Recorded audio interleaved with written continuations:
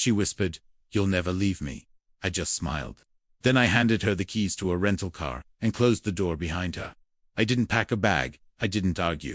I had already moved the money, changed the locks, and forwarded the emails. She thought this was another one of her tantrums, the kind that ends with apologies and whine. It wasn't. Not this time. Because I had already seen the photos. I had already read the messages. I had already spoken to the man she thought was a secret. She didn't know I knew. Not yet. But she would. Soon. I didn't yell, didn't ask why, didn't accuse. Just sat there, watching her pack a bag she wouldn't need. She talked fast, like speed could rewrite the truth. I said nothing. I wasn't confused. I wasn't heartbroken. I was done. I checked the time. The locksmith was on his way. The joint accounts were already frozen. I forwarded her gym selfies to my lawyer. She said she needed space. I gave her silence. She started showering before yoga, not after. Said the gym had new mirrors. Her charger was always broken, yet her phone never died for him.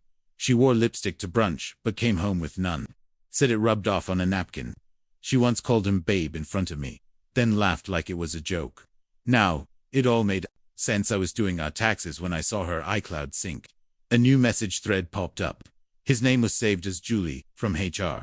But Julie didn't send shirtless selfies with hearts. The last message read, "He doesn't suspect a thing. I'm with you tonight." Attached was a photo of their dinner, the same plate she told me she made for her mum. I didn't say anything. I just turned off the screen. I didn't scream, didn't even flinch. I closed the laptop, opened the banking app, and froze every joint account. Called the lawyer I'd used for real estate and asked about marital asset protection. He said, "It's doable." I said, "Do it." Then I took the dog for a walk, like it was any other evening. She texted later saying her card declined at the gas station. I replied, "Check with Julie from HR." Her brother called me out of nowhere, said he hoped we were working things out. That line alone felt off. I asked why he'd say that. He paused, then stumbled through a story she must have fed him. That we were on a break, that I'd been distant, that therapy was next. I hadn't spoken to her in days. I let him talk, let him expose every detail he thought I already knew. At one point, he said, "She told you about Miami, right?" I said, "Yeah." I hadn't, but now I knew. He kept talking, easing his guilt with every word. Then he said, "I just didn't want to lose my sister over this." I said, "You already did." He went quiet, then added, "Well, maybe you'll come around." I didn't respond, just hung up. Later that night, I found old photos on his Instagram. Him, her, and the other guy, from 6 months ago. He looked at me like I was the fool. She messaged me, a week later, said she'd been processing things, claimed she wasn't in her right mind when it all happened. Something about childhood trauma, said I had abandoned her emotionally, and that's why she turned to someone else. She ended the text with, "I never stopped loving you. You know that." I read it twice, let it sit there, then typed one sentence. "Love doesn't look like that." That was it. No lecture, no apology, just a wall she couldn't climb. She sent 3 more messages. I didn't open them. She showed up to her cousin's wedding like nothing happened. Same fake smile, same loud laugh. But people had already seen the screenshots. The cousin's maid of honor pulled her aside mid-reception. By the next morning, the wedding photos had her cropped out. Her job called. A week later, HR asked about behavior unbecoming of leadership. She'd listed me as a reference. I forwarded the documents. No commentary, just facts. She was let go quietly. Her mother stopped replying to her texts. Her friends, silent one, posted a story with the caption, "You don't get to cry after setting the fire." The day she tried to access our joint account, the login failed. She called the bank. They told her the account no longer existed. I had moved everything 2 weeks earlier.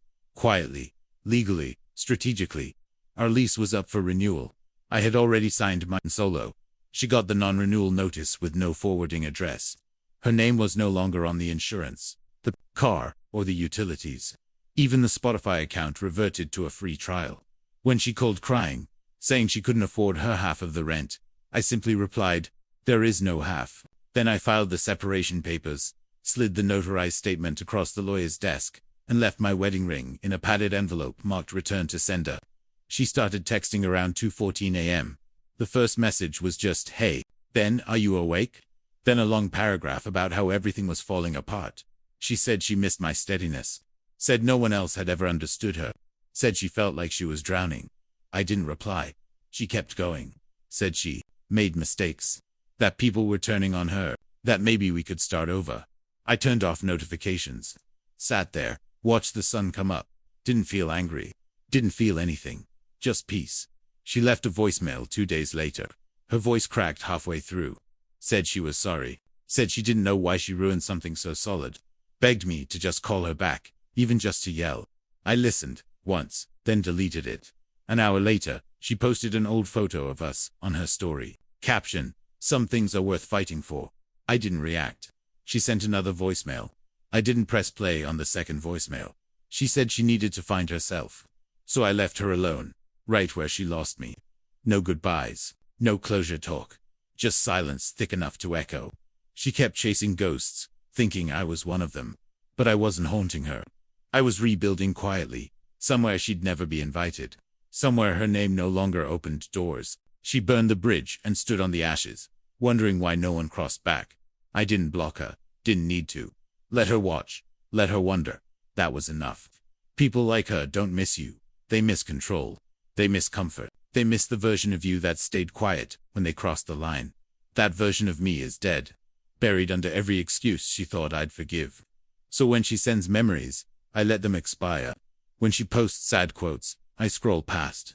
And when people ask what happened to us, I just say, she thought I'd stay. I didn't.